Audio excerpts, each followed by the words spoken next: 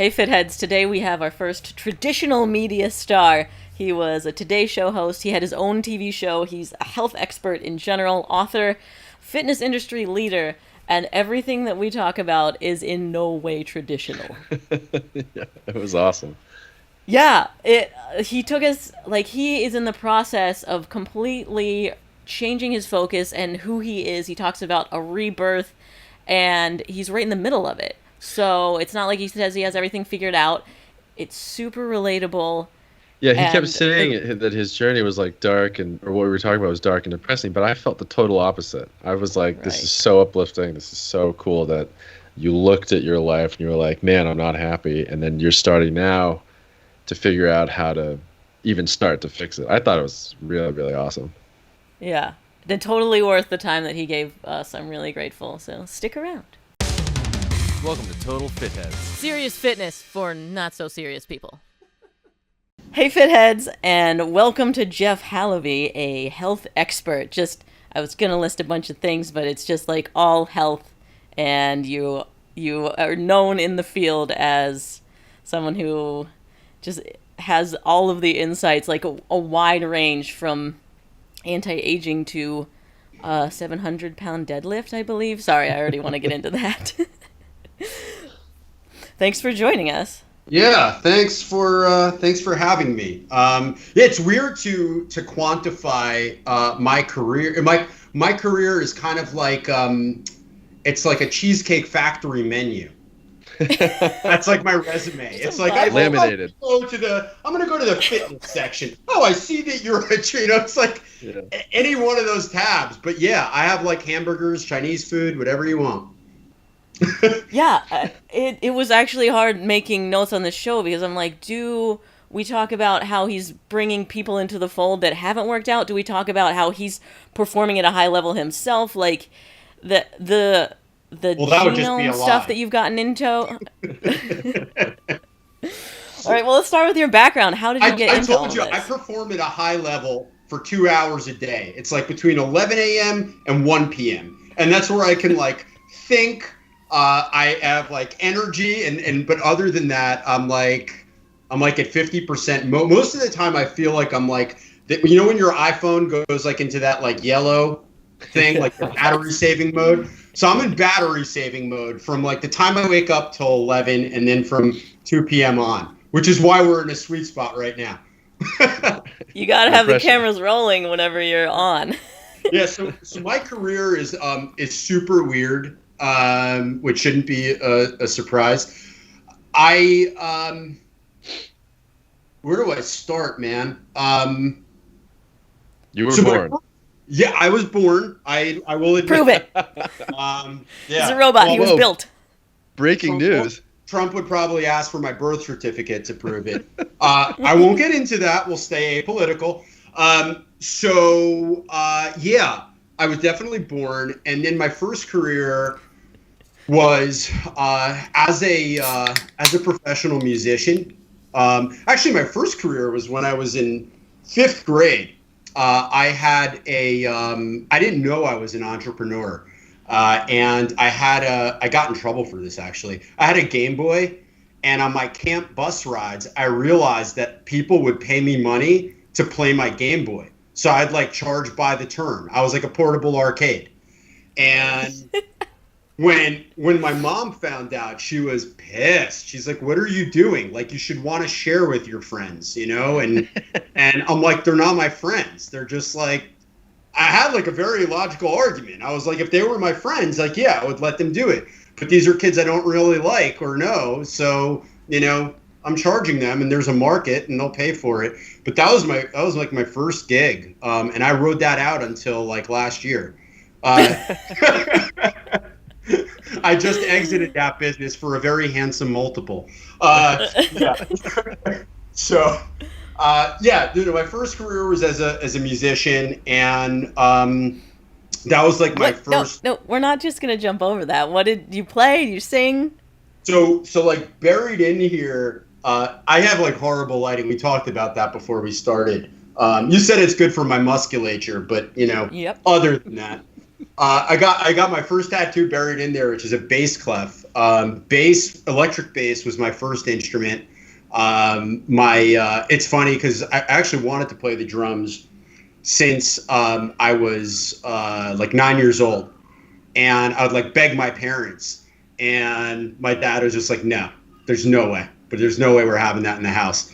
So then when I was like 14-ish, maybe 14 going on 15, I've discovered like somehow that what I was hearing in music was the bass line. I was like very rhythmic, always rhythmically oriented, and I didn't know what I liked about songs. And all of a sudden I found out it was the bass.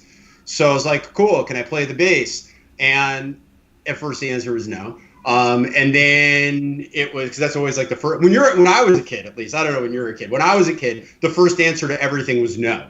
It was almost like when you need to like in New York City, when you file permits to like do anything, like the first answer by the DOB is always no. And then you need to, because it's like there's like this really circuitous route to actually get accomplished what you want to accomplish. Like if you open a gym in New York, for instance, you have to get something called a PCE, a physical culture establishment permit, which by the way is as old as the name sounds, as antiquated. Yeah, I have a physical culture establishment. So Goes well with my handlebar mustache. yeah, it's like ridiculous. Exactly. Oh. And we actually have ample parking for horse-drawn carriage.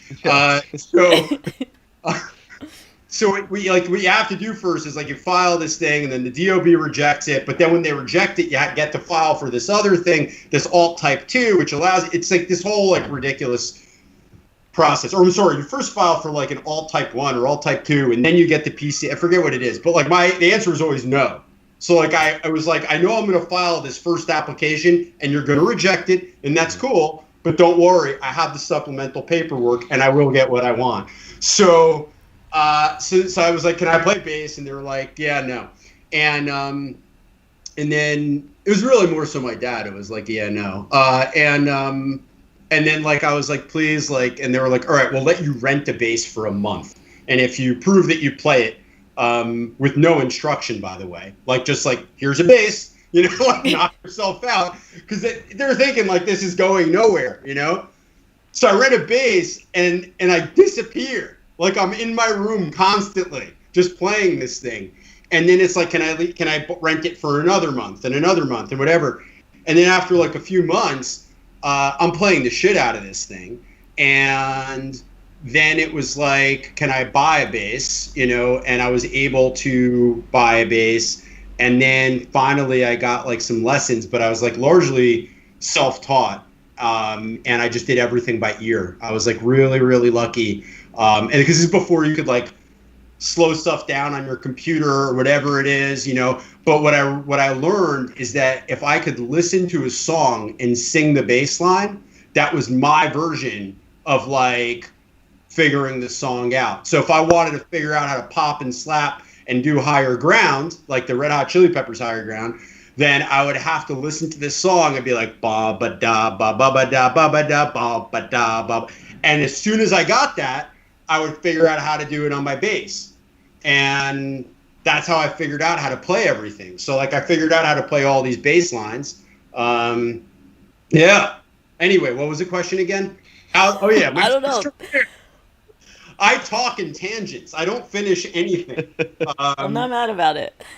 Well, it's funny because like my wife gets really annoyed by it sometimes, because like at if we have like dinner with like couples, what I do is like the first question is like, well, so how are you doing? And then like 20 4 minutes hours later, 4 hours later, I answer that question. But between like how are you doing and that final answer is every story you could possibly imagine.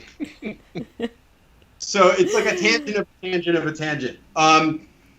So anyway, so my first career, so that ended up going really well. I ended up like playing in bands. I played in the city and in New York City, and did all of that, fun stuff, getting ripped off by the, club owners about the number of people who actually showed up to see you, and like, all that stuff. And then, things got a little more serious, and I got involved in some cool projects, and, I wrote beats for rappers. So like along the way, like I taught myself guitar, really basic drumming, how to play like piano and keys and stuff. And then I started producing electronic music and beats and stuff like that. And so I got like a bunch of attraction with that. And then I was like in the punk scene a little bit too. And then I became like, a stereotype, and I just, I was around all the wrong people doing all the wrong things. And, before I knew it, I was at the time I was at NYU, and, which, in and of itself is an interesting story because I got thrown out of high school. So I actually have a GED, but I ended up not only getting accepted to NYU, but having those motherfuckers pay for it. No, I got like a merit scholarship. It was crazy because of my community college, performance after getting thrown out of, high school. My life's weird, man. That's all I can say. So, what did you study? Well, I was a cocaine major, but I minored in English. Yeah, I studied English because I had no clue what to do. I think everybody who's an English major is just like, yeah. It's like it's literally it is the major equivalent of I have no fucking clue. We just lost all our English major subscribers. Yeah. Thanks. Sorry. No, like, don't get me wrong. I was like the weirdest kid because I was like, at one point, I was a 260 plus pound kid with a platinum blonde mohawk, like multiple piercings, and I'm showing up at these research and writing contests for Elizabethan England and Shakespeare. Yeah, for real. Like, I actually won awards for my original research and writing on Shakespeare and Elizabethan England. It was like the Beacon Scholar Award or something. Yeah, I was a weird kid, a really weird kid. And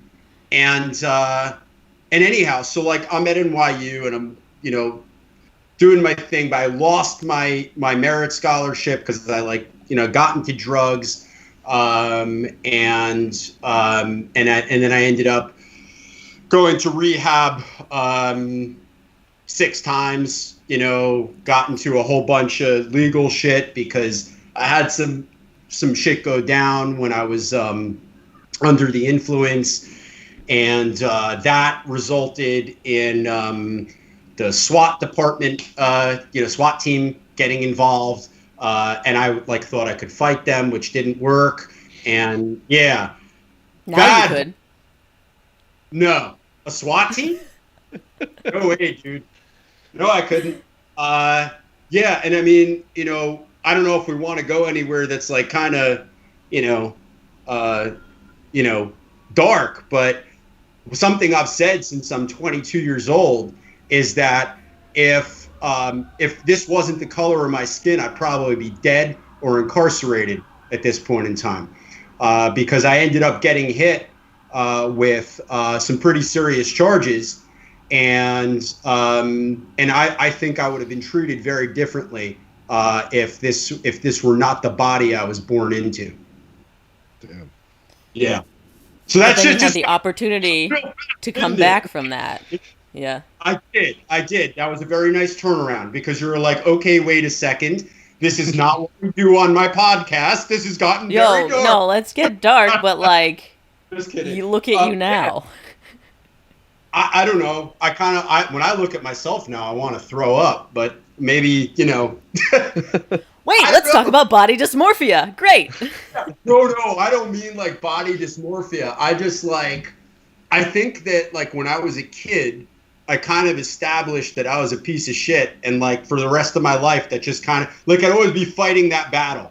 And I know a lot of other adults who are wired that way. Some of them are wildly like successful, but like I just never I've just always had like a negative self-view that I'm trying to overcome. And that's sort of like the reason I think I do anything in life. Like if I woke up and I looked in the mirror and I was like, you know something? You're pretty great. I get back in bed. I wouldn't do anything. It's I wake up and I go, look at you. Just look at you.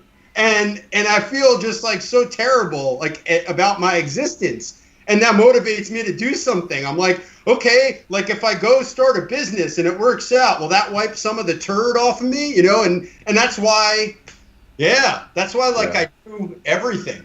It's, I don't know how to explain it. That's why like when people are like, you're motivational, and I'm like, no. Everything I do is to try to like I don't even know what, like to unstink my existence. So that by the time I die, I don't feel like it was all a joke, you know, and all worthless. Jeez. So your motivation just comes from like feeling like crap about yourself. I feel like people can relate to this, honestly, myself included. I mean, you've heard about imposter syndrome, right? Is that something that you've dealt with? Oh, are you kidding me?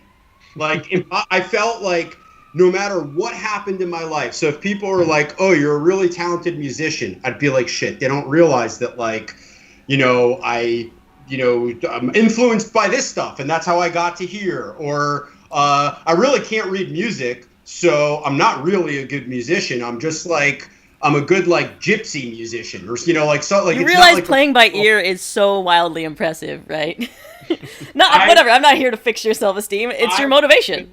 Well, that's it. But I felt like a fraud that whole time. Like, honestly, it started really young. Like, this has turned into a therapy session. When I was really young, I was a very talented artist. Like, I look at stuff that I drew when I was like in 3rd and 4th grade, and I'm like, I couldn't draw that now. I literally couldn't draw it. And and at the time, though, I remember like I would draw stuff and I would think it was terrible, and I'd like throw a fit and rip it up. And my mom would actually rescue this stuff out of the garbage and like tape it back together.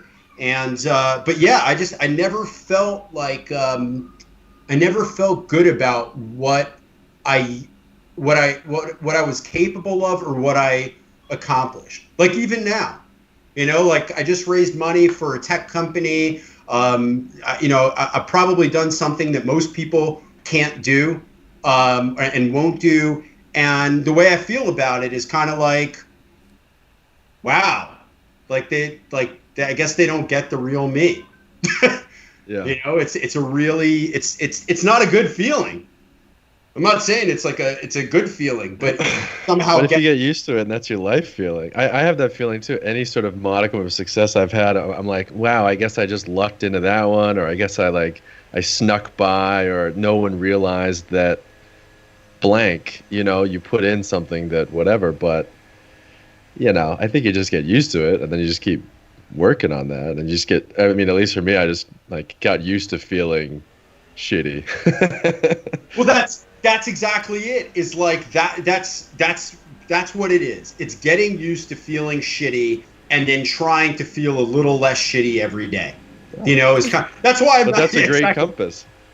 But that's why I'm not like that's why for a while like I had like an agent and a manager trying to like kind of pit me out as a motivational speaker. And I'm like, I don't want to, man. Like that's not what I do. Like my motivation is to feel less bad about myself.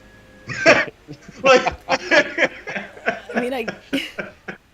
it's working compass, to then make you sort of like if this thing makes then like, oh, I don't want to do that. That'll make me a better person. Then you're like, oh no, wait, that's exactly what I should be doing. I guess, but I just thought about it. Like you got like Tony Robbins, unleash the power within. Like mine would be like feel less bad about yourself, possibly. If you have 5 minutes. Yeah, exactly. But yeah, I feel like I'm on this treadmill, like completely like trying to achieve, right, to sort of bring up whatever it is that I feel crappy about myself. But like, am I ever going to get there? Probably not. Is that the answer, right? Should we completely be shifting our focus? Like, stop caring about how many people are listening and caring about this podcast and you know, stop wondering how much money you're going to make in your next venture. And what? I mean, you practice mindfulness, I know that. Like, is it something completely different? And because we keep running on this treadmill, like I said, but like, is that the wrong answer? Yeah. So I personally have like attenuated over specifically the past year. I've had some massive global shifts that I'm actually writing a book about right now.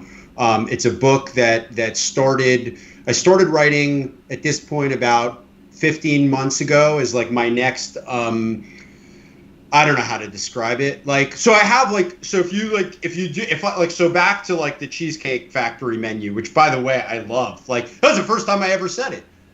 Well, I was like, keep that it. is so Put it on the bio. appropriate. Yeah. It's going to be on my LinkedIn now. So going back to that, like when I think about like my life and my career and everything like that, you know, I do have it like a little partitioned into like the businesses I'm involved in.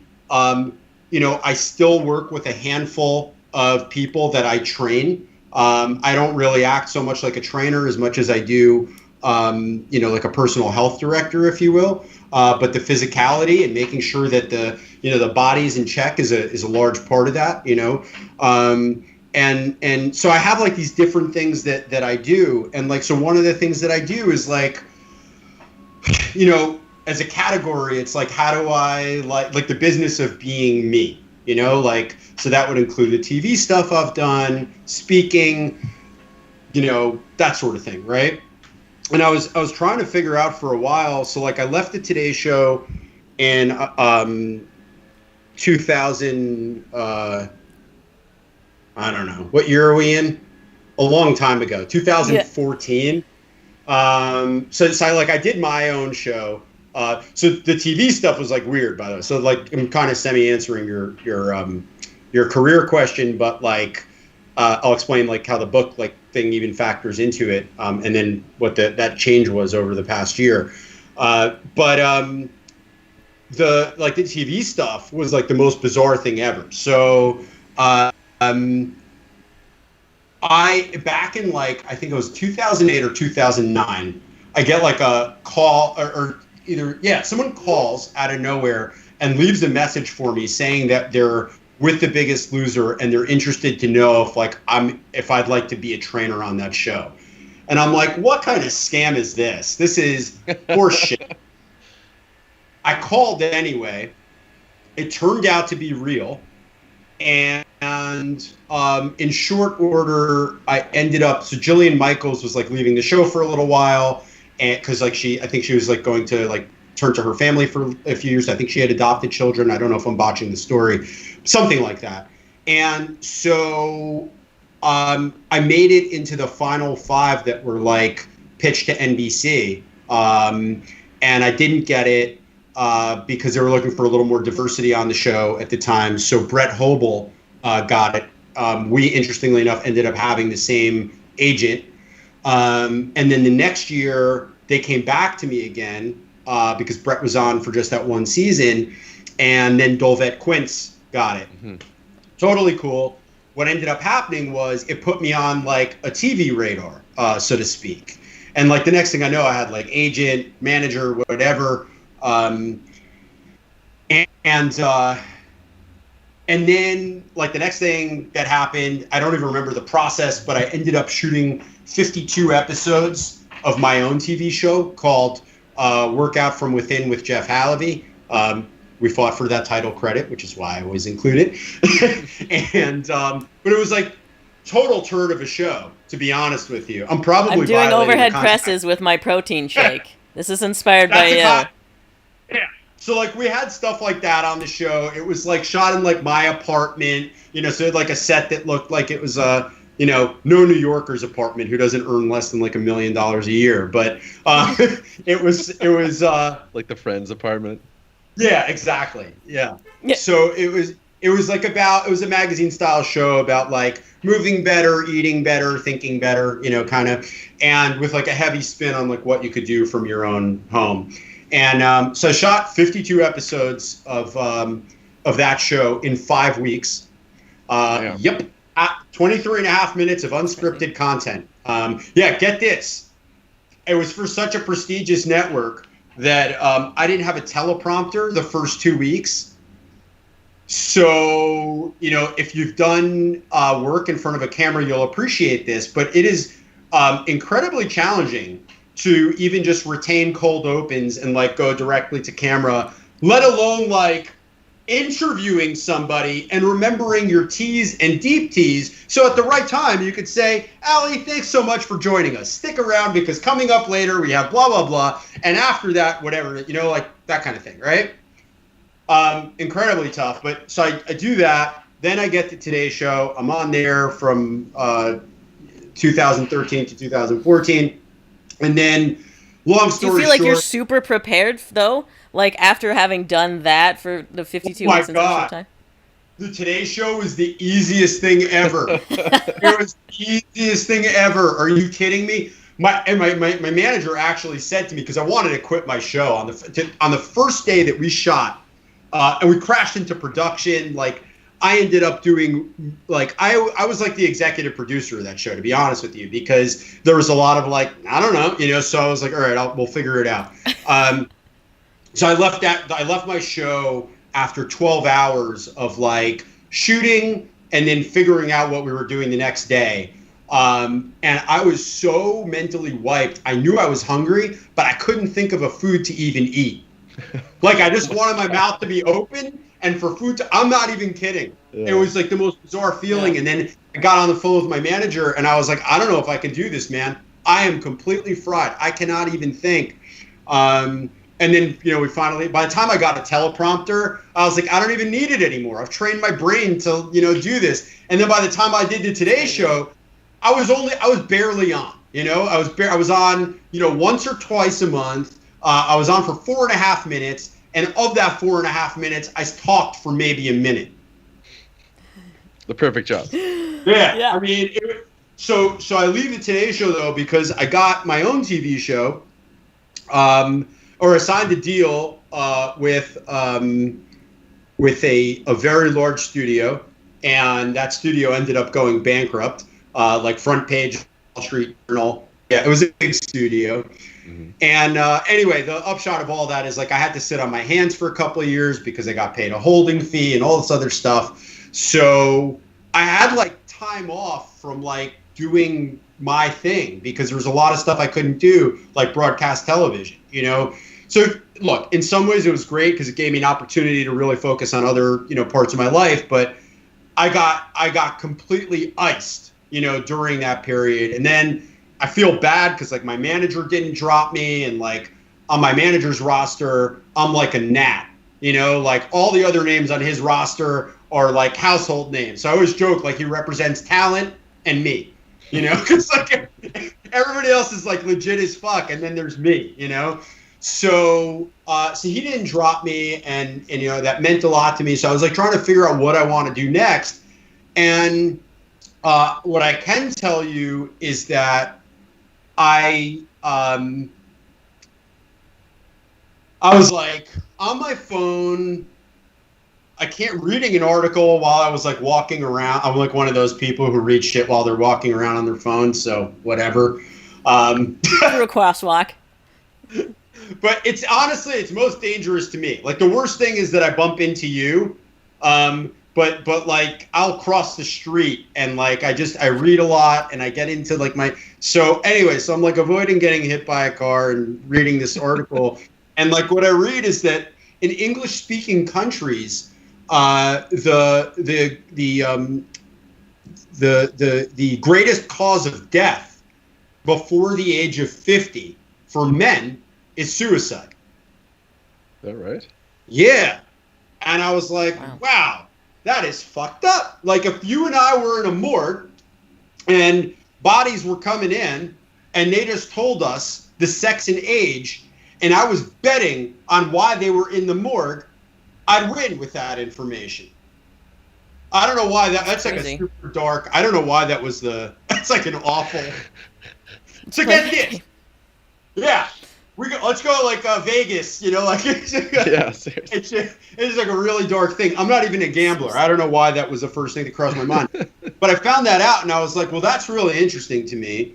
And somehow between like that being really interesting to me, and like the way I personally processed it, because I almost killed myself twice. And so I was almost part of that demographic. And, I was like, well, I want to write a book about this, and I want to really explore it, especially, exploring it sort of in the era of, toxic masculinity and Me Too, and like, what does this all mean? Like what's really happening with men? Because there's got to be some type of thought virus, that's happening, some kind of programming, some code that's doing this, that's causing us to, sort of act in some of the ways that we're acting, take our lives. And so I ended up, starting this exploration. Along the way, a lot of crazy stuff has happened. So there's a few psychedelic journeys in there. My own diagnosis with PTSD. I was walking around most of my life. So I had a tumor that almost killed me when I was 14 years old. And then I also had a lot of significant trauma before then. It was a tumor that was the size of a pear above my hard palate. Behind my, yeah. It got misdiagnosed repeatedly as seasonal allergies. I'm not even kidding. So I'm getting like allergy shots, and it turns out I have these massive headaches and sinus pressure and all this stuff because I have, like a baseball-sized tumor inside my 14-year-old cranium.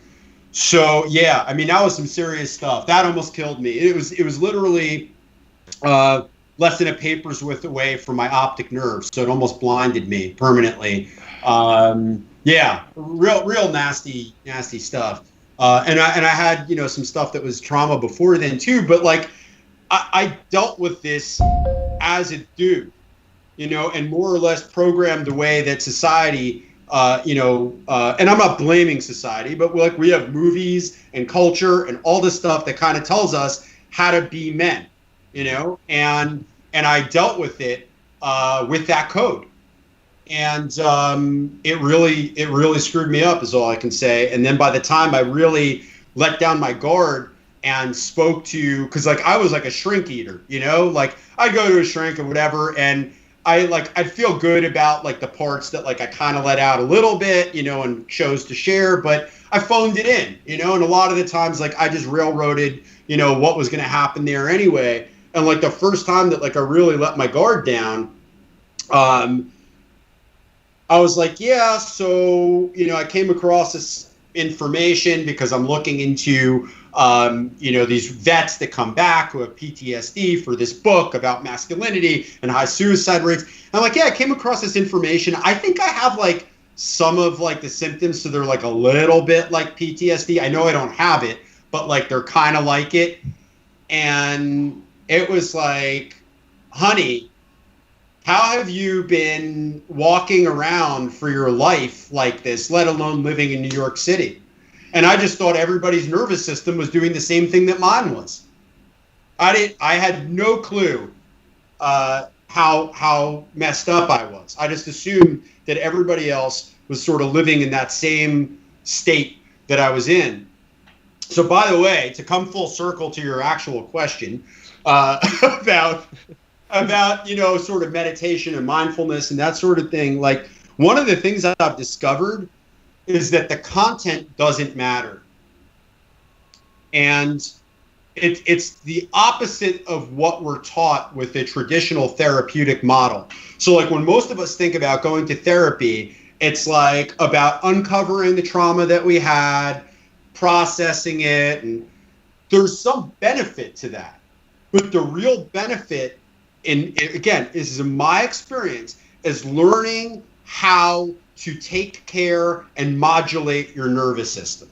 If you're able to do that, then the content is not so bad and it can be dealt with. And the way that you experience life completely changes.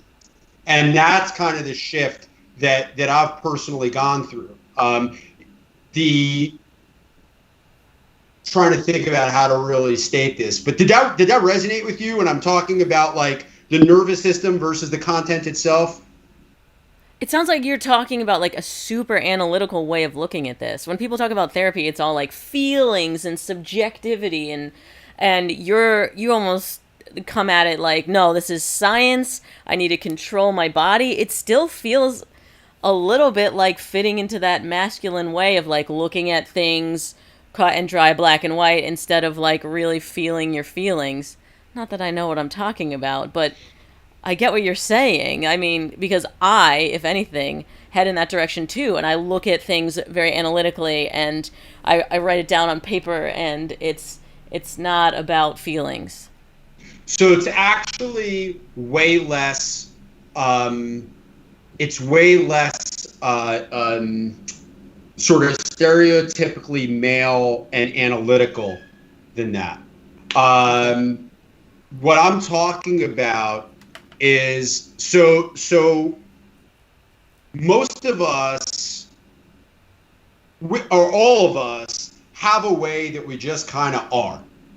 And what we don't realize is that there's an interplay between so we're aware of like sympathetic versus parasympathetic, right? So you have this sympathetic is, and these are states of the nervous system. And so sympathetic is fight, flight, freeze, right? So it's like danger, and we're going to do one of those things. Like we're either covering up, we're fighting, or we're getting away from a threat. And then there's parasympathetic activity, which really relates to rest and recovery. Okay. And I see you're tracking your HRV. Is that an URA? Yeah. Is it pronounced URA or aura? Oh, I don't know. I should know. I'm making a video about that. Because I think, isn't URA what Marines say? But then this is an aura. I'm just kidding. Oh, oops. I don't know. I'll go with URA. I like it. It makes it. It's funny because I actually the name for this ring between me and my wife is the ring that rules my life, because Love it. It tells me when to go to sleep. Like, it's so funny because like at like 7:30, it's like bedtime's approaching. It's almost like your mom like calling you in from the street to like come in and get ready. And I'm like, yes, I'll do whatever you tell me, ring, as long as my readiness score is high and I get a good sleep score. Right. Yeah, to the fit heads listening that don't know about this, the Aura ring tracks your HRV, which is basically a number on how effective your sympathetic and parasympathetic nervous system are working together. Yeah. Yep.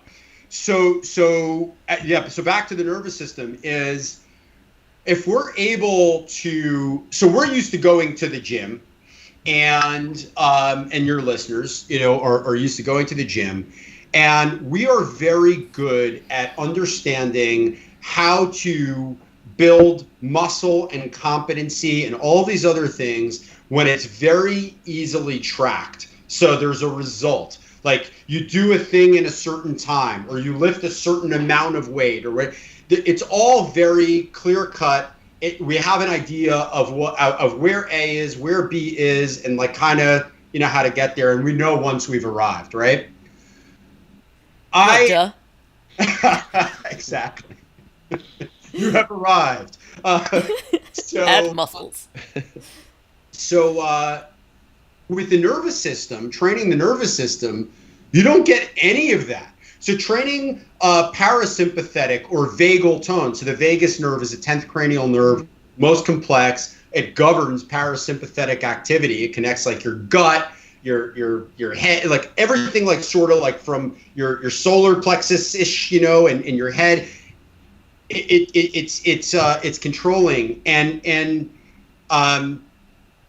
training that nerve is really boring. So training that, like training our nervous system to like snatch something, is very exciting, right?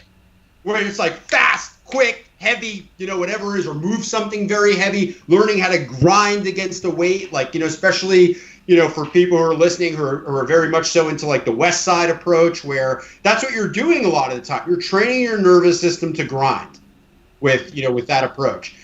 Training your nervous system to not grind is very, very hard. It's infinitely harder than training it to grind.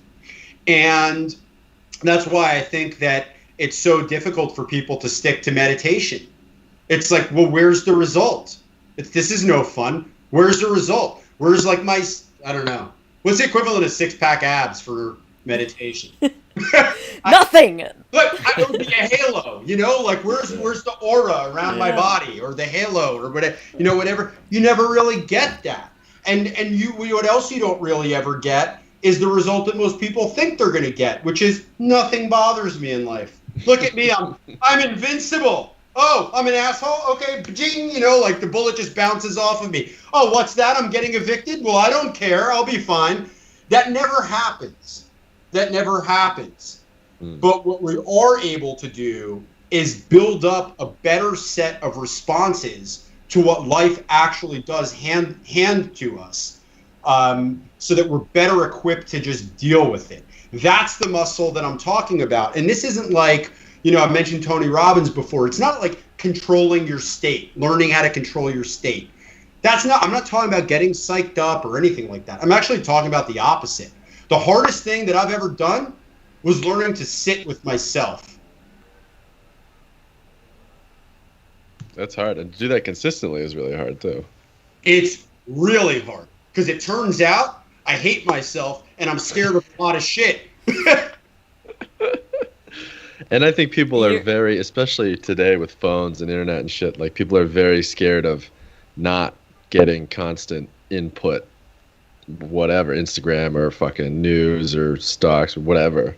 Like anytime like somebody gets, I guess somebody meaning me, gets up and I like have to pick up my phone so I can walk from one room to the next and look at something else. But what's tough is like, I think I'm chemically at this point addicted to input information. And I think that's something like, that's a new thing that nobody's really had to deal with as much as we've had. Yeah, I agree. We all are. Like, so try just sitting for 5 minutes without any type of stimulation and see what comes up for you. Yeah. Yeah, that face is exactly what I'm talking about. Yeah, it sucks. That's why I'm telling you that the hardest thing for me was learning just to be with myself. So how did you do it? Did you just push through? Did you fucking It's drink not, a lot no. of tea? Well, I'll tell you what's interesting is that the last thing you want to do with psychedelics is try to push through. That doesn't work. You cannot control the experience. And I really got burned by trying to control it one time.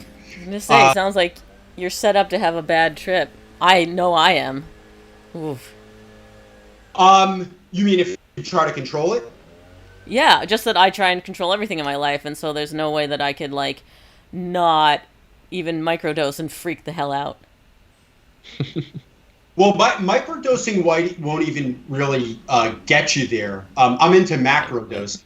Got it. And when I say macrodosing, I don't mean like in an abusive way. I mean, so I said before, like I have a history of substance abuse, and the last thing I wanted to do was open the door to any problems. So the work that I've done has actually been with a shaman here in the United States who I literally trust with my life at this point in time. So this was not like me at a concert or hanging out with my friends. This was in a highly controlled setting with a deliberate intention. And for that reason too, it's also a hell of a lot scarier because like you're not listening to music and like you're just kind of there with yourself, and that is awful. It was really, I was like, whoa, I don't like this. And then the thing is, you can't just eject. There's no eject button from a trip. You're in it, and that's it, and it's going to be a while. So figuring out how to be like, okay, I'm in it, and I'm with myself, and what's coming up. And just making that peace. It's not even necessarily making peace in like the sense of like processing it and being like, so I'm okay now. it's letting that let's say upsetting content be without upsetting the nervous system. Because the content is not your true self.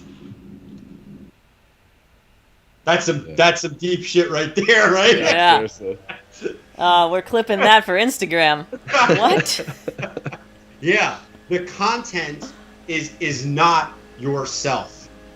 Who you are is not what you are.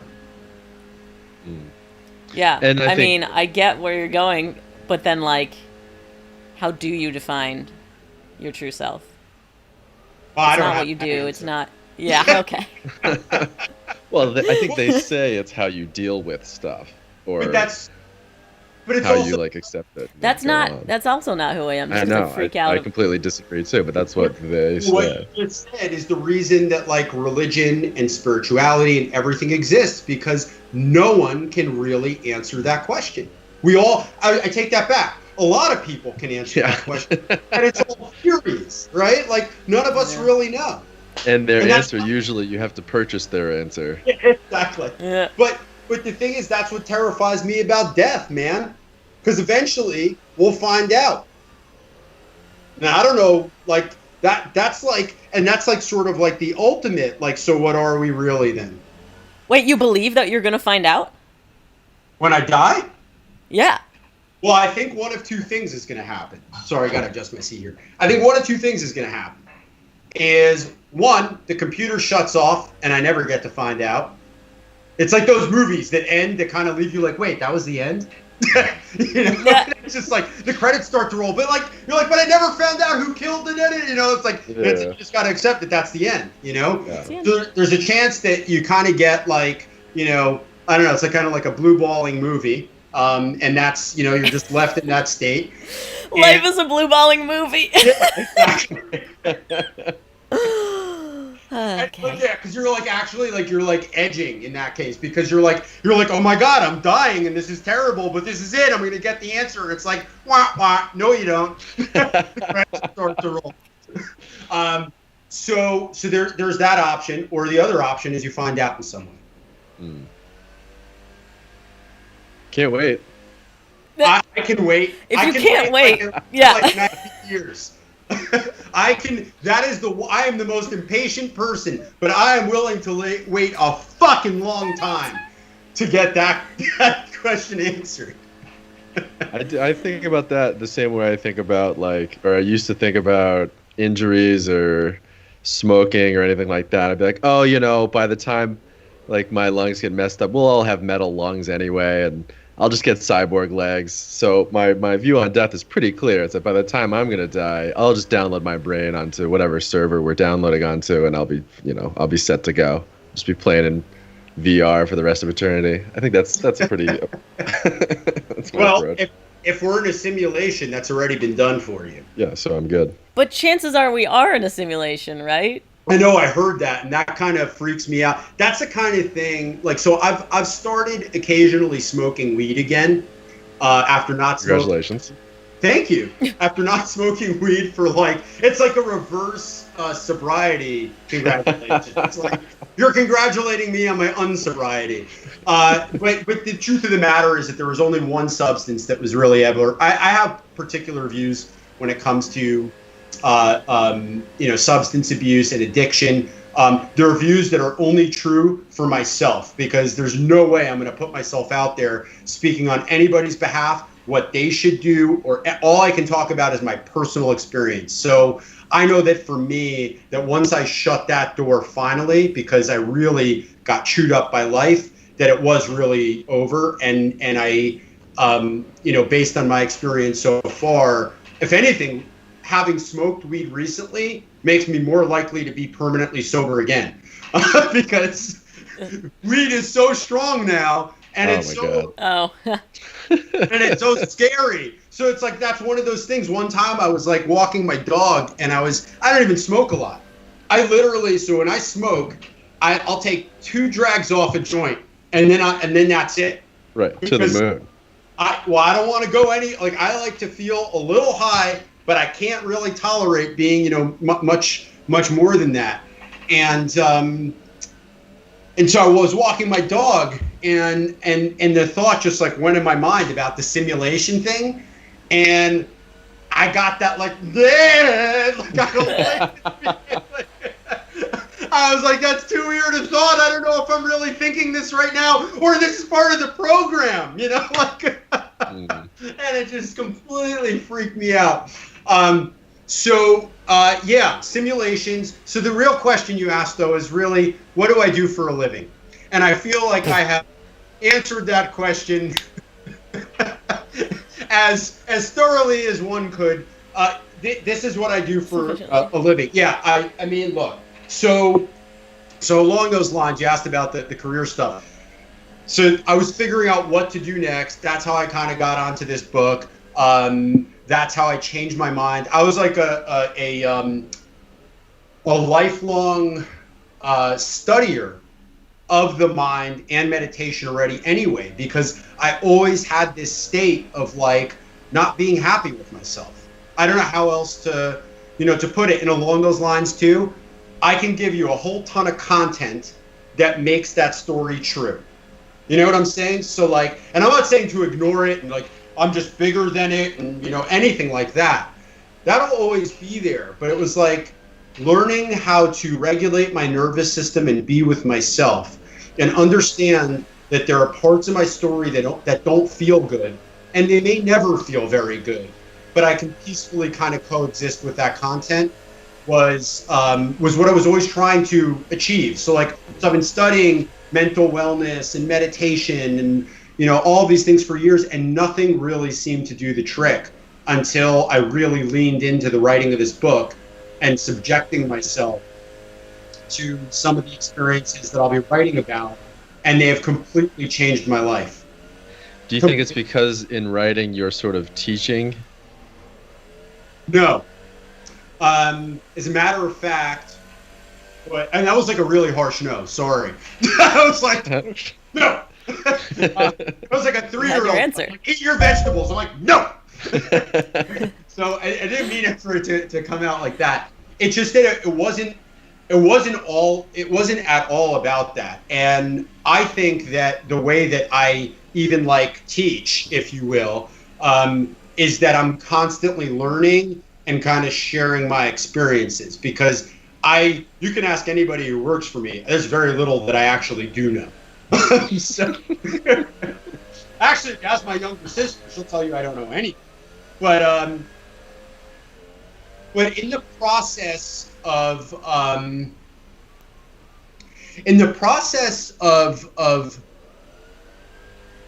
so what happened is this, okay? So I originally had a collaborator on this book, all right? And I wasn't doing the writing myself, okay?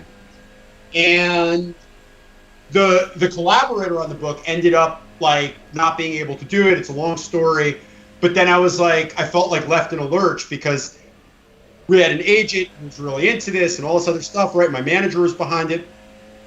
So then it was like, it's really a crazy story. I met the ex-editor of Rolling Stone magazine from the 80s who convinced me that I should write the book myself, this woman, Carolyn White.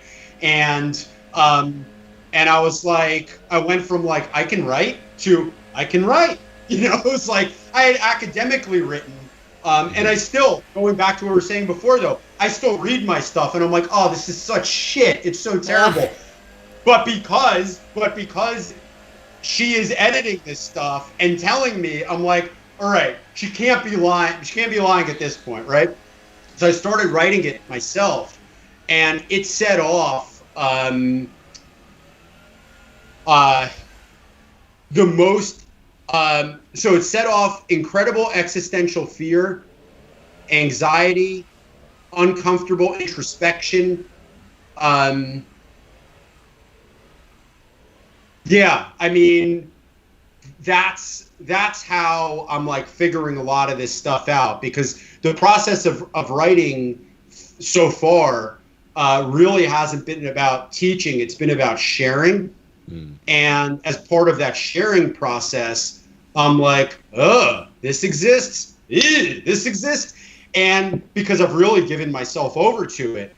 And there are times, that's actually how I now know when I'm about to write a lot of stuff, where I'm like, remember that, this shows you how old I am, but do you remember Dr. Katz by any chance? Like, no.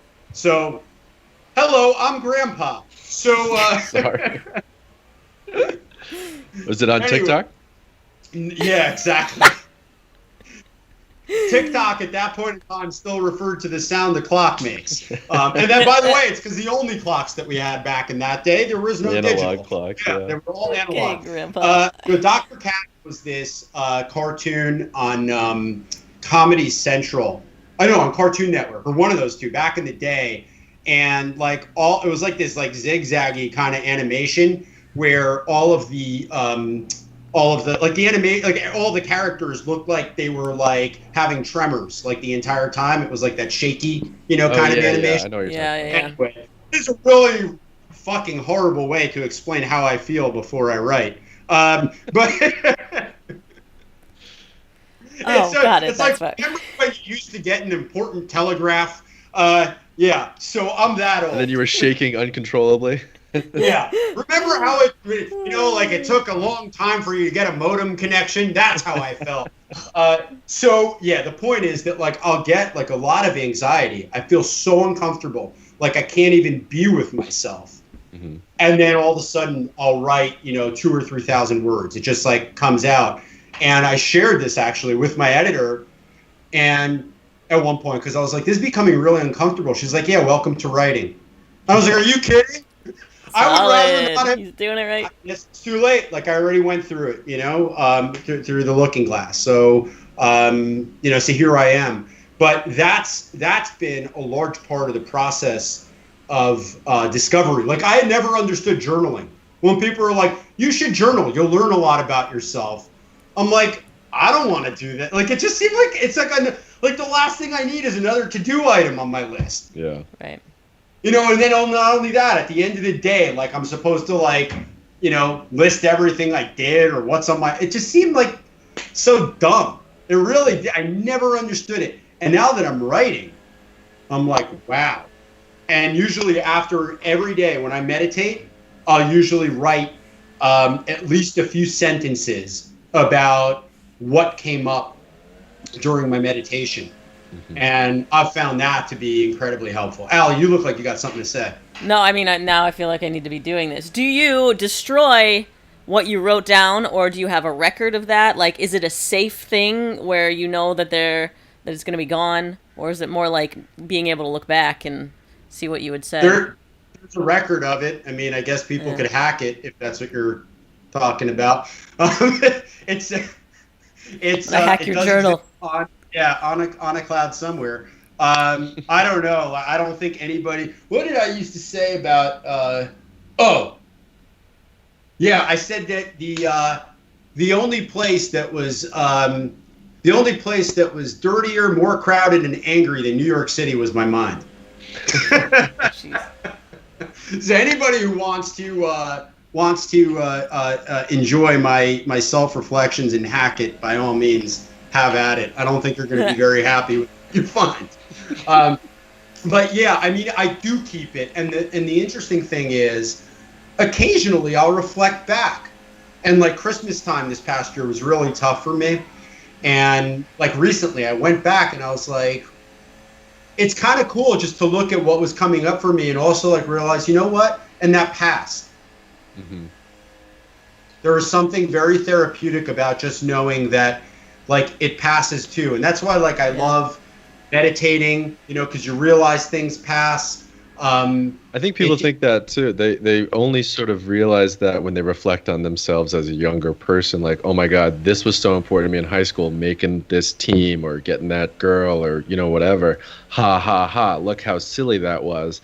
And I think what people don't realize is that doesn't stop, like, once you get out of high school. Like, people realize that the stuff that was super important to them in high school doesn't matter anymore.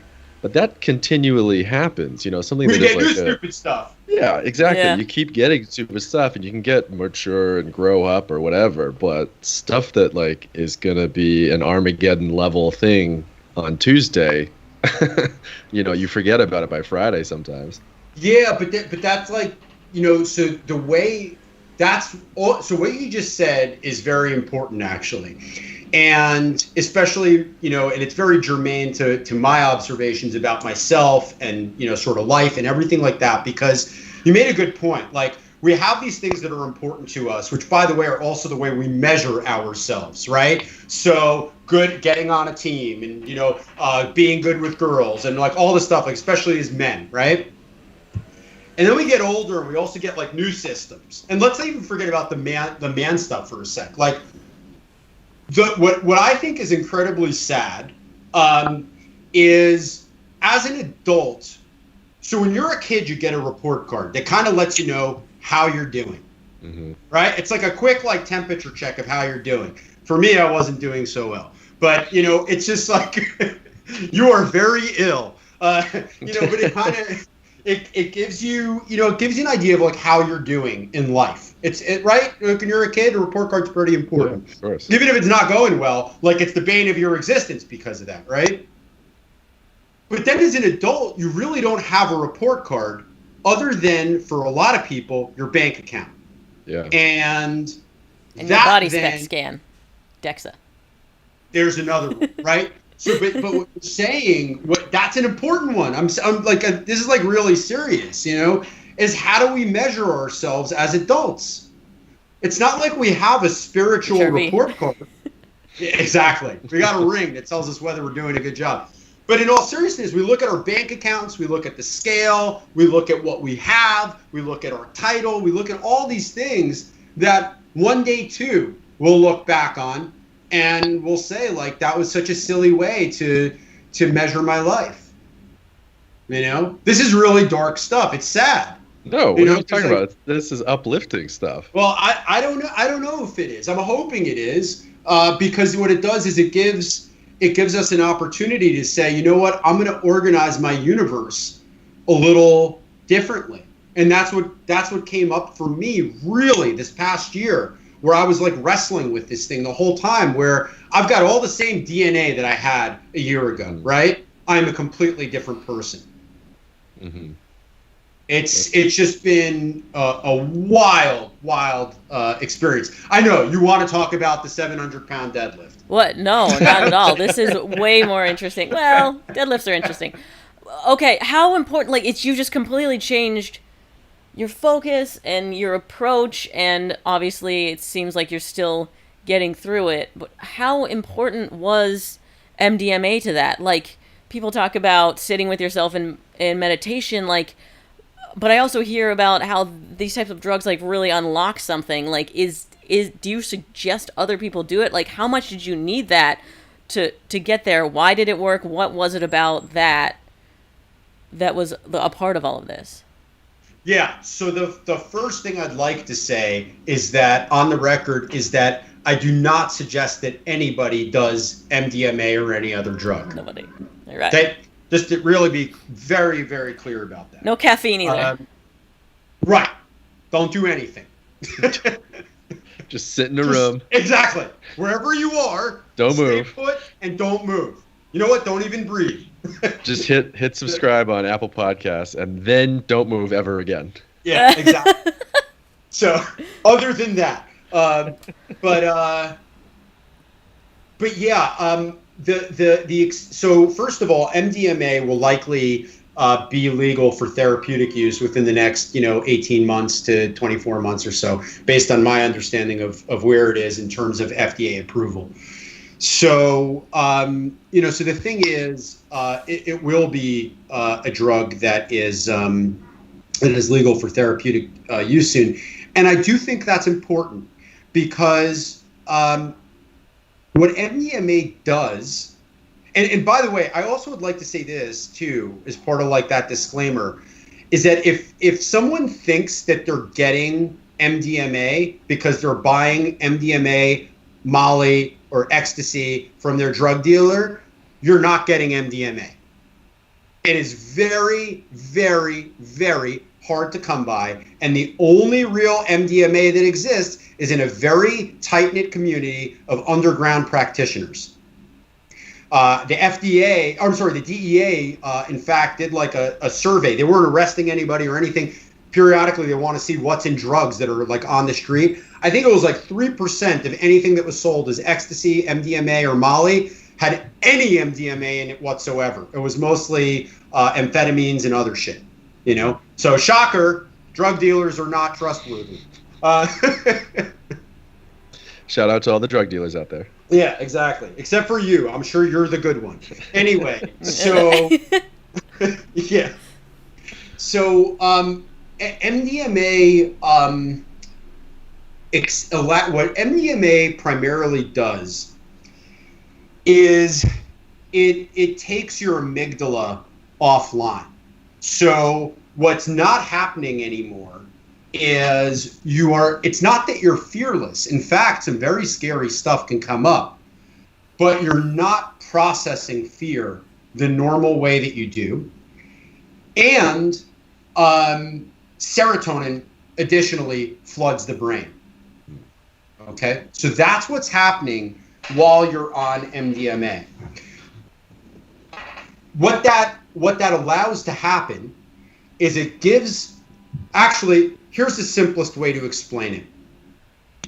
The part of you that you're aware, there's a part of you that when you have a conversation, even with a therapist, kind of is deciding moment to moment what it wants to say and not say, and like filter and not filter. There's a part that even precedes that. There's a filter before that filter. And you're not even aware that that filter exists until you take a drug like MDMA, which you shouldn't do. And all of a sudden, you are aware that that filter exists and you're aware what's behind that filter.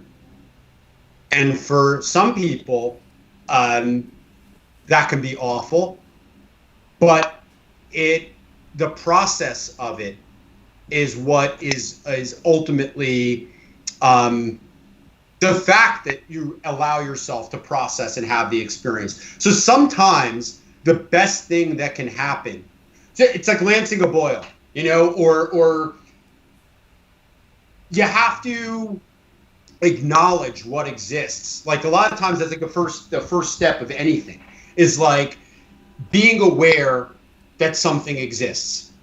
And then once you're aware that it exists, you can deal with it in some capacity. It's not like you're left not knowing what to do with this scary thing you've uncovered. That's part of the process, is being able to say, this is this thing that I uncovered, and I'm able to process it. And also, by the way, that's why it's so important that this is done with someone who knows what they're doing in a therapeutic setting. But the MDMA itself is, yeah, it basically unlocks that. Which I'd never heard it described like that before. I mean, like, I sit here and have a feeling that, like, yeah, I have some stuff going on that I know when I'm filtering, I know when I'm putting masks on, and I can sort of reach behind that and be like, well, this is what I'm holding back. But then you're talking about this, like, subconscious part that I don't even know is there, and the only way to get there is to do MDMA, but don't anyone do it. Exactly. And by the way, that is the ego that's doing it. Right. And the ego will do anything it possibly can in order to preserve itself. And that's why I think, you know, also, not that anybody should do it, but if someone does go down this path, before you go for the psychedelics that are ego dissolving, you know, like people talk about, what's the one that Joe Rogan like loves? DMT, right? That completely obliterates the ego. And that, like, are you ready to lose your total? Like, most people are not ready to completely lose their sense of self. Okay? So that's not probably the first thing you want to do, especially for therapeutic reasons. If anything, that probably has the opposite effect. Like, people are going in droves now. Like, I'm part of an organization called Entrepreneurs Organization, and they had like some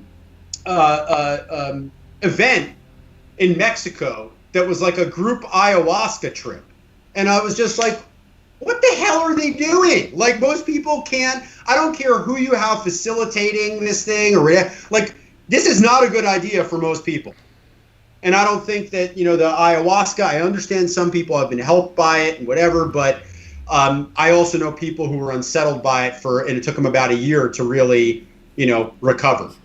So, but what the MDMA does is it's like that entry point to understanding your relationship to the ego.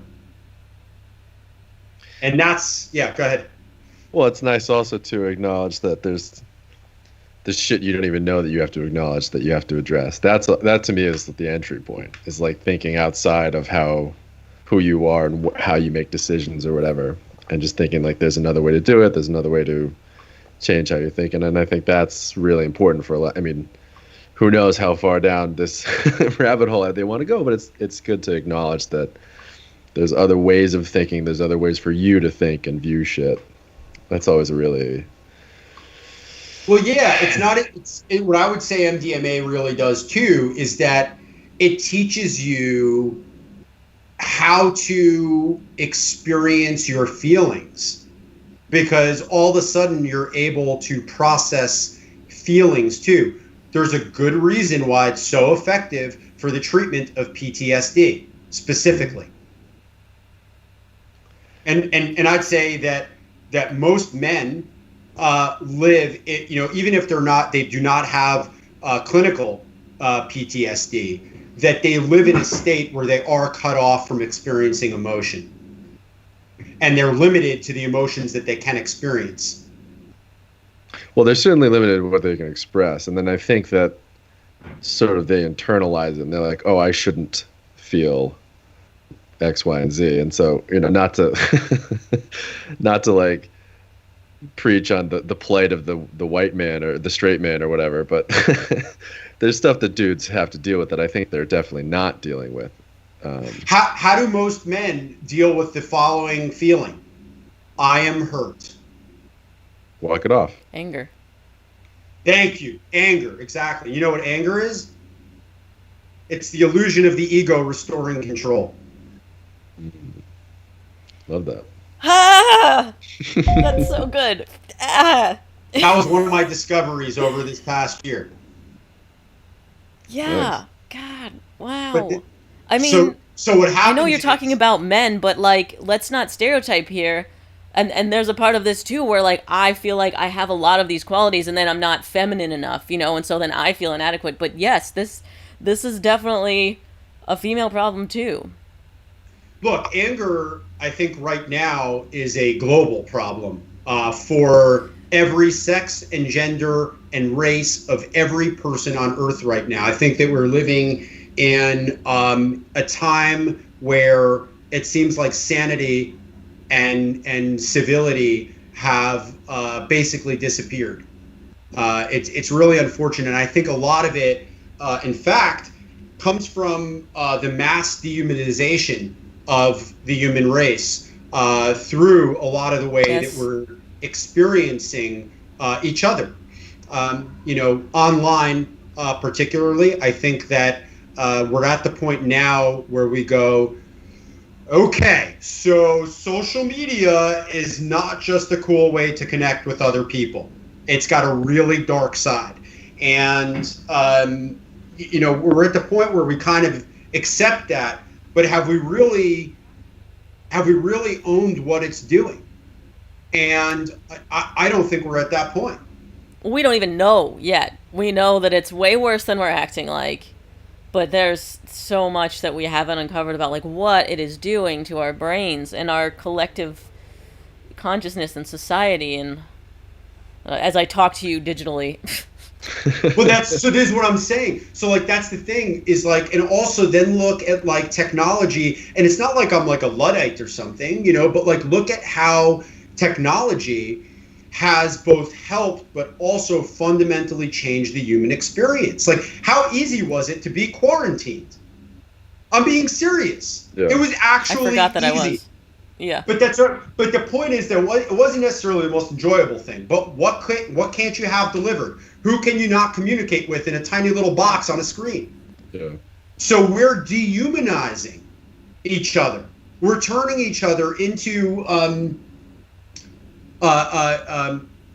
these abstractions of what a human being actually is. And then you throw in incredible polarization politically, and all of a sudden people are literally abstractions of abstractions. Mm-hmm. Yeah, I'm not getting mad at a person. I'm getting mad at the Facebook comment, or I'm getting mad at the guy on the screen, or the report on the screen. This avatar posted, this meme, just like a distillation of a really limited viewpoint. And it's not like someone, like a meme is not a book. It's like a picture and a couple of words. Yeah. So now we're looking at this digital representation that's that's posting a digital representation of what really is, a volume of thought that actually goes like, you understand what I'm saying? I don't know if I'm really saying it clearly, but that's what we're being reduced to. So now the human experience and the way we relate to each other is literally down to like a few bytes. But we're also evolved to take shortcuts and put people in boxes and only understand like the surface and generalize about everything so we can get there faster. Like, there's a reason that we've arrived where we are, and it's because we're able to make stereotypes and then not look at a person as a whole complex being with good and bad and things that are difficult to process and not just surface. Plus, we're also hardwired to recognize like bad stuff. So we're focusing on all the negative things that are being commented, and that mentally outweighs the positive, even though it's probably a smaller percentage. I think it definitely, and not only that, I mean, and I mean this seriously, like, is it even possible to go on Twitter anymore and not immediately feel like, I don't even know what the word is, but like we're at the end, this is the end of the world. Doomsday. It's happening right now, and it's really ugly. And I do it every morning. So do I. Right? As soon as I wake up after cleaning my brain, I'm like, let me just look at Twitter. And I've made a deal with myself not to. I'm like, you're not going to do it. And I'm like, I know I'm not going to do it. And I know, and as I'm not, good thing I'm not doing it. It is so awful. And then I'm like, you know what? I'll just quickly glance through it. I won't really read anything. I need to look at my emails, obviously. So then I need to look at it. Well, exactly. And the thing is, it used to be like, well, don't get up and look at your emails first, because like that kind of, screws up your day. I think that looking at Twitter or Facebook is the most certain way. And you know what I actually did on my phone? I put all of my social media stuff in a folder and then moved it to like my third page of like my, Gotta get there. Because I was like, oh, if it's there, I'm never going in there. Now I like unlock my phone and like on autopilot, swipe twice, bang, hit the hit the little folder, and I'm in. It doesn't even work. I'll tell you what someone should make, and I hope someone who's listening is like an app developer, because I will pay for this. I'll pay $10 a month for this. If you make an app that automatically every day puts the location of your social media account somewhere else on your screen. So you gotta fucking look for that shit. It's like Walmart, they reorganize so that you can't find what you need, and then you have to go through other sections and buy stuff. Yes. I want that. Brilliant. I will seriously pay $10 a month for that. I'm not even kidding. See, but then when you don't do that, when you're able to control yourself, do you have a better day? I feel like I still get rewarded. Yeah, I go on Twitter, but then like, I'm retweeting stuff, I'm getting more views. Like, I still get a reward from looking at these notifications that I know are absolutely frying my brain. Yeah. I mean, that whole reward system is something else entirely. It's funny because like, I wasn't on Twitter at all for a while, because it almost felt like Twitter was like dying off for a couple of years, and when Instagram kind of like took over, you know what I'm saying? And then like now Twitter kind of came back, so like I've been more like over like on, not more, but like I'm over on Twitter a little bit more. And I mean, this is like such a sad thing to say, but like I've tweeted stuff and like then nobody liked it, so I was like, I'm just gonna delete it. Like, this was not validated by a stranger. I need this to disappear now. I need it constantly. And this didn't matter to me 10 years ago. It's nuts. Right. Yeah. I'm embarrassed to admit that, but I'm hoping that by admitting it, it actually resonates with somebody who's listening, and it's sort of like not me, obviously. Yeah, exactly. But Let me just tweet that. Yeah. So let me. How are we doing on time? Because I know you wanted to ask me some fitness related stuff too. Nope. No, I don't. Okay. Anybody that wants to see his fitness stuff, go online. You can lift up a detergent bottle or whatever. Yeah, but it's really not even that interesting anymore, because I had this goal of I wanted to deadlift 700 pounds in competition. So I wanted to do a powerlifting competition and then ice the competition with a 700-pound deadlift. And it's just become one of those things that I just don't care about anymore. I'll tell you that lifting heavy things, or like I used to fight when I was younger, Muay Thai, and fighting and lifting heavy things don't cohabit well with inward journeys on MDMA. Especially after my second. Have you tried combining? No, and I definitely think that's a bad idea. 700-pound trip. Yeah, I think that's a really bad idea. Well, we don't know until you try it. That's that's one of those things I'm going to go out on a limb and say I'm pretty sure it's not, and I'm not going to be the one to try, and I'm sure somebody already has. So I actually got back from my second journey. So when I've done my journeys, they've been out about 2 hours north of San Francisco with this person that I'm working with, and I got back for my second one, and I was actually getting ready for a powerlifting meet. And I'm smashing some pretty big numbers.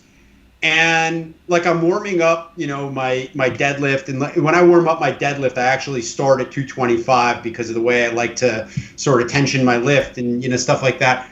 And so I got 225 on the bar, and I'm talking to somebody, and I'm like, I don't have any motivation to lift this. It's I know that it's light, and I know, but I don't have it. I just want to lay in a field somewhere and ponder life, and I was having a Walt Whitman moment. I'm I would like to contemplate on a blade of grass, I just stare at a lake.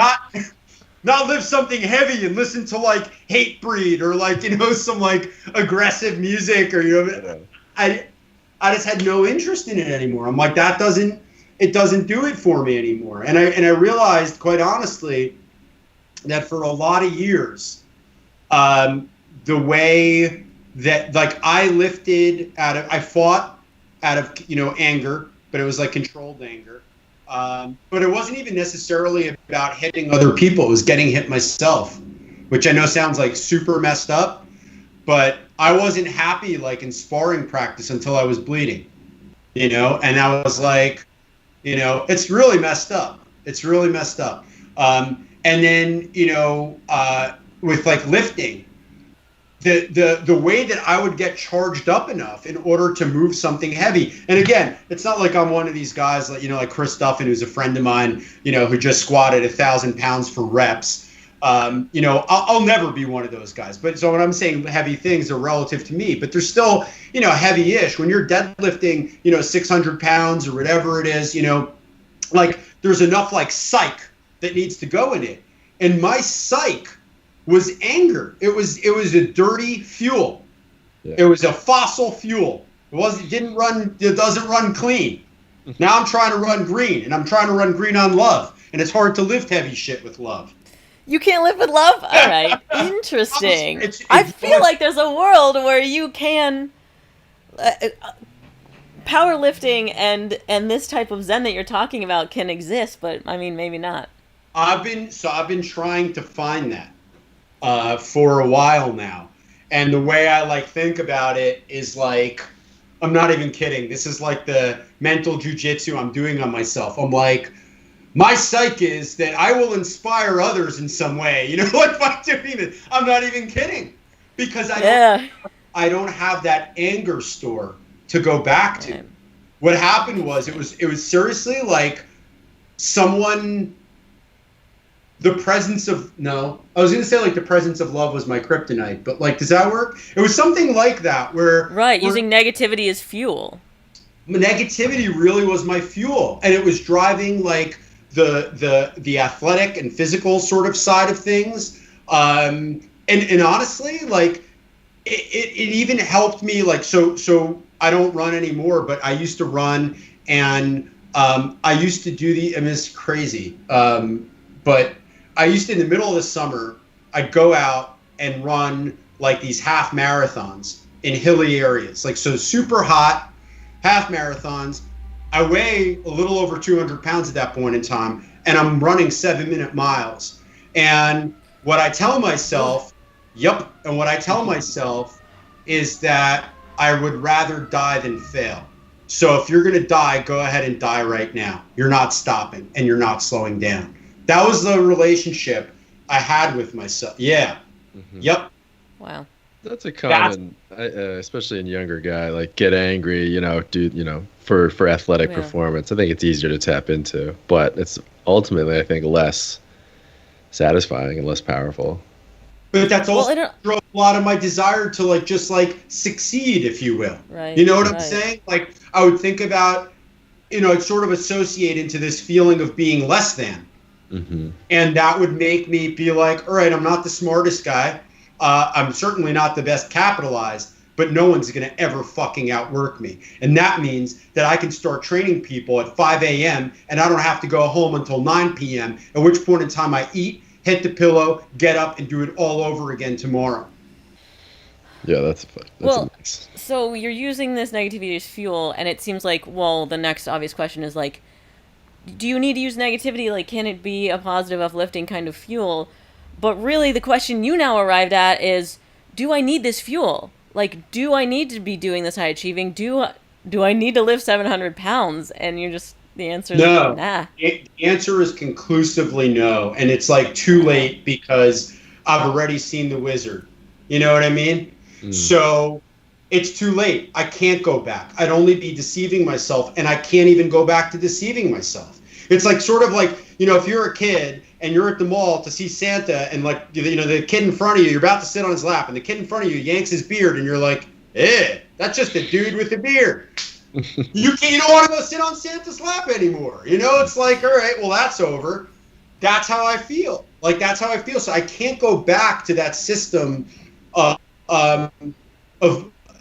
I don't even want to call it motivation, but it was like, what it really was a solution for not feeling good about myself. Mm-hmm. So I don't. But it wasn't the answer. It wasn't a solution. It wasn't, and that's why, so finally now I got to the point where I can actually work on myself, and I can act. So I think most people, look, I'm in New York City.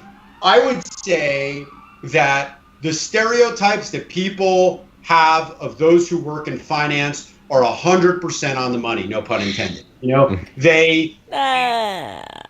love puns. I do.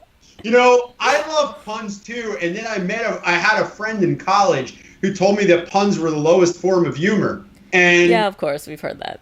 And I was like, oh, all right, I'm not into puns anymore. But I was still. I thought I was, but now I was into them for myself.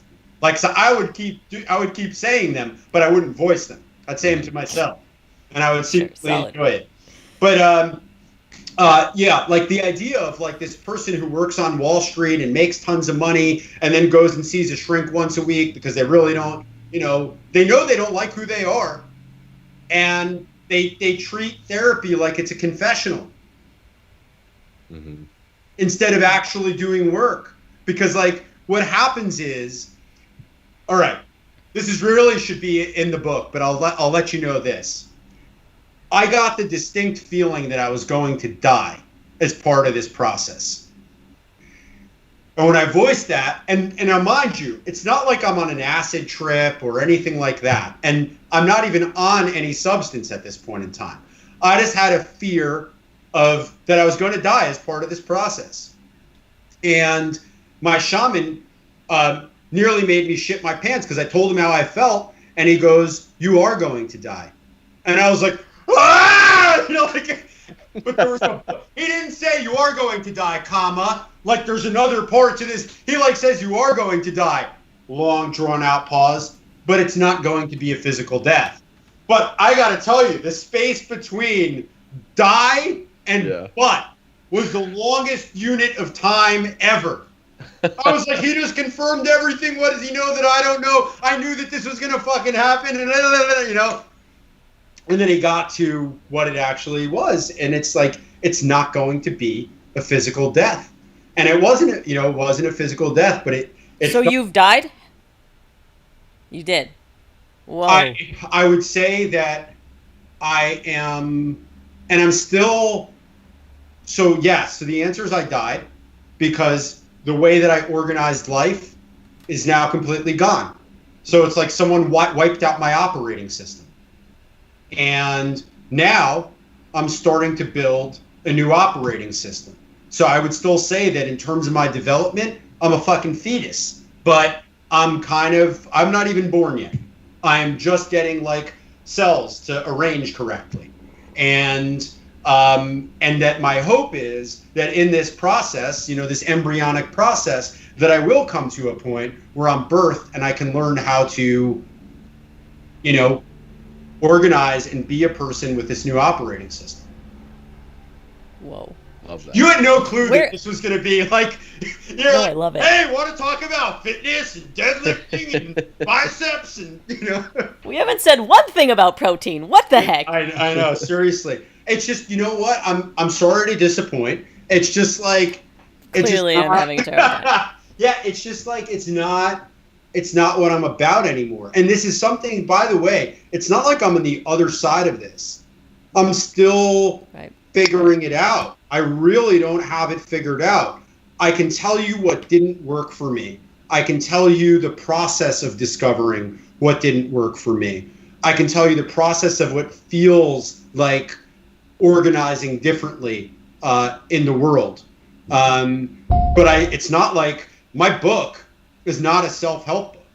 I don't have like a 5-step process in order to achieve whatever. I don't have that. I just went into this being like, I need to figure this out. And the reason that I needed to figure it out is because I knew my fucking life didn't work.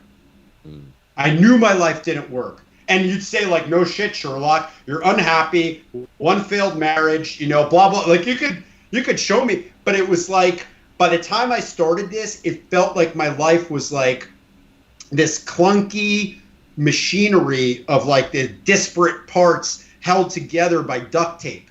It just like, you know, it was like, picture like a bicycle where like the wheels are pizza boxes, and like, it just like, you know, like What an analogy. I don't know where that even came from, but it's great, right? So like, you know, maybe you can laboriously get them to turn over, and maybe they'll get you to a certain distance, but man, that thing is not going to last, and it's not set up to do what you think it's going to do. Wow. So I came up against that, and I was like, yeah, there are no, you know, it's funny because as I set out to write this book and I started going through, you know, the psychedelic experience, I set out to do all of this so I could report on it. That's what I was going to do. My job was to use a telescope and a magnifying glass as my tools, not a mirror. Mm-hmm. And I hit this point where all of a sudden I'm explaining all of this to my shaman, and he goes, yeah, you know, a professor of mine once said all research is personal. And it like sent a chill down my spine because I was like, whoa, you know, I didn't realize that by doing this, I was doing this for myself.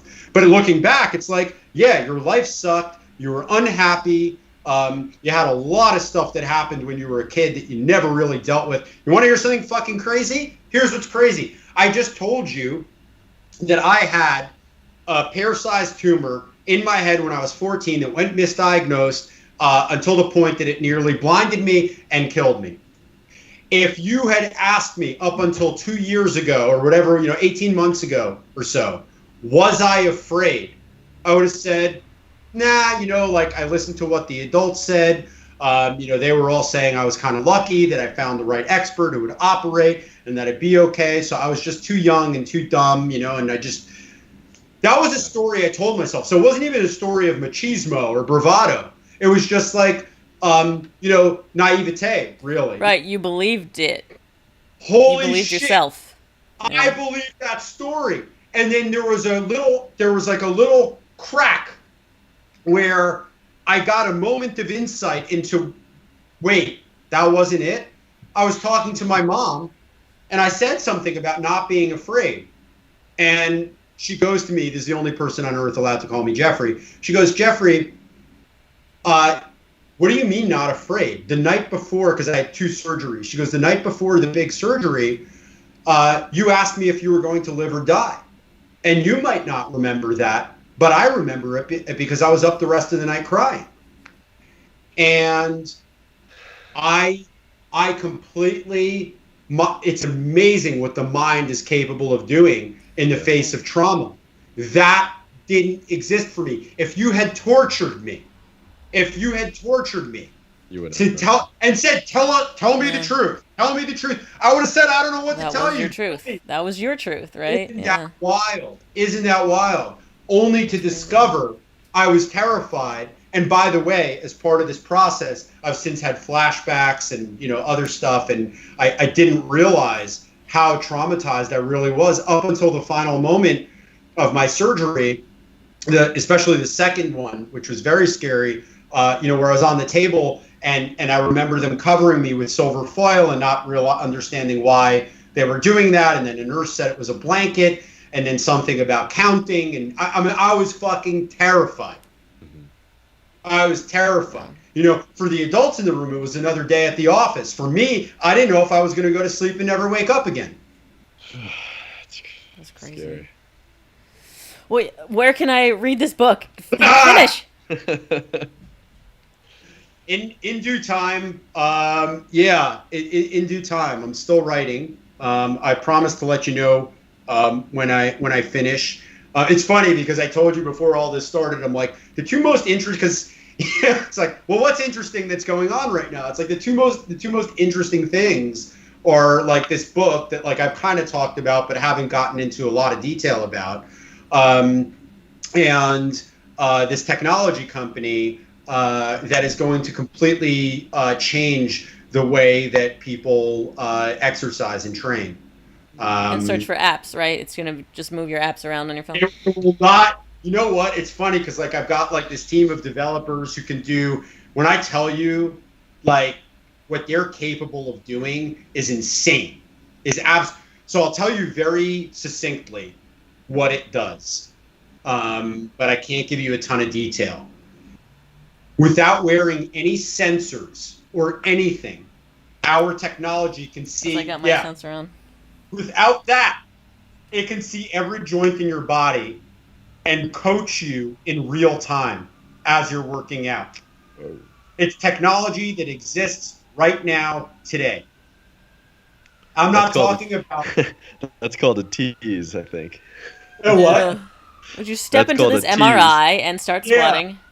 Yeah, well, the truth of the matter is I can't really talk about it because we haven't formally launched and we're still in semi-stealth, but it is going to be a truly revolutionary product because nothing like this exists. And to tell you the truth, my goal is not even to just end with exercise. I mean, the reason that I started is because, when I looked at the fitness industry, what's kind of shitty about it is the barrier to entry for being a personal trainer is very low.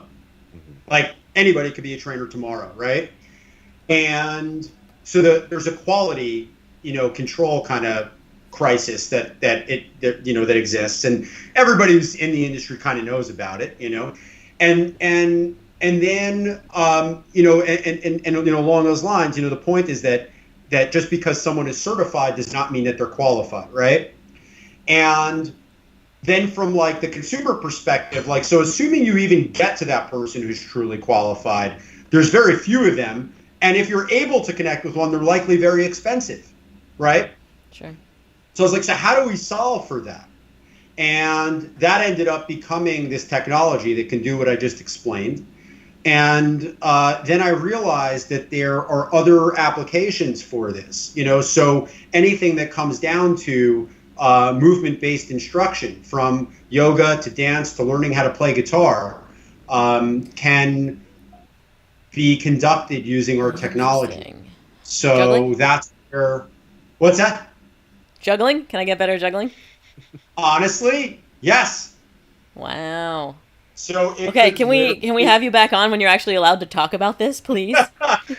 Seriously. The answer is yes, absolutely. I know it's so tough because I'm someone, I like to connect with other people. I like to share. I like this, I'm all about this. And side note, by the way, I realized that my fear of death was not a fear of death. It was loss of connection. But back to this. Whoa! Yeah, because I love this. I like being connected as like a human being. I mean, ideally, this would be in person too. I know. So it's tough for me to not be like, yeah, look at like this cool stuff, and this is what I'm about. And like since I was 3, I was like that. That's been part of this process, by the way, too. Is coming back to who I actually am, who I was before I organized around society, culture, the world, and all of that stuff. And I don't mean that like in a feral way. I mean like when I was 3, I was like into like getting people together and like doing cool stuff, and I was incredibly curious, and it's just who I was. And then a large part of life was like, I was like, I can't be that anymore because that's not cool, and that's not that's not okay, and people want you to be one thing, So because I've always been someone who's like, I had a lot of interests, and I'm good at starting stuff, but not necessarily finishing stuff. So I always felt like a loser, because I wasn't like good at doing like the middle and ending parts of things, or like, for losing interest, I'd really feel bad about myself. My dad, in particular, he I guess, had my best interest at heart, but, he'd always, kind of castigate me for being really good at starting stuff. You lose interest, like you'll start this and then you'll start this and you're on from one thing to the next. And it's like, yeah, that's who I am, man. I start shit. That's what I do. Well, that's a skill, and recognizing it and fostering it. I think that's what growing up is. You figure out what you're good at, no matter. But I never saw it that way. Right. It was that I never, and I story spent that you so were telling. much. That's it. And I spent so much of my life telling myself. Yeah, he kept like, saying that his journey was like dark, and what we were talking about was dark and depressing. But I felt the total opposite. I was like, this is so uplifting. The truth of the matter is, that if all you looked ever at your do life and you were like, is man, I'm start not stuff and happy, and then you're starting now you to figure out probably how to won't even enjoy start to life fix that it. I much, thought right? it was So that really, really that awesome. needs to get tempered a little bit, and there's some value in learning how to do, the other, parts of stuff. But yeah, but beating yourself up about it and not knowing how to then do life, if that's your strength, is really challenging, amongst other things. Jeez. But yeah, why? Is some of this resonating with you? Because this is about me, not you. most of it. Yeah, but that's the whole thing. We're just here to hear other people's stories. It's all just the human condition. We're all going through all of it. We're just figuring out in different ways. So thank you for talking to us. Yeah. I think we're at like the 2-hour mark, so hopefully you were definitely our longest podcast. Sorry. I could talk to you way longer. That's why I said you got to come back on first to talk about your business, and then when your book is done, and then we have to have another one where we just talk about protein. I'm the last, it's funny. I'm the last person that you should ask about any of that stuff, because nutrition is one thing that like I understand. Like it's really, it's something I don't own. So if someone works with me, I can definitely help them. But for myself, I'm like the absolute worst. I actually, before it was even popular or anything. The way that like I did life was like I didn't eat all day and then I'd just eat at night. You know, before it was called like intermittent fasting or anything like that. Before it was called lazy. That's it. Well, it's called like I don't have time, you know, and because like even like when I was like that too. So like I hooked a hard left out of a professional career as a marketer in my late 20s, and I just became a trainer because that's what I wanted to do. And everybody thought I was going through like a crisis and whatever it was, but I went to being like a very busy trainer. And so I didn't have time to eat, and everybody would be like, bro, you need to like get your protein in, you need to have shakes, and and I was like, I don't really like them, and like I was like, I'm even too busy for shakes. So I realized that like I was just fine though, not eating all day. Like I could train, I could do my thing, I didn't need to eat, and then towards the afternoon and evening is when I ate.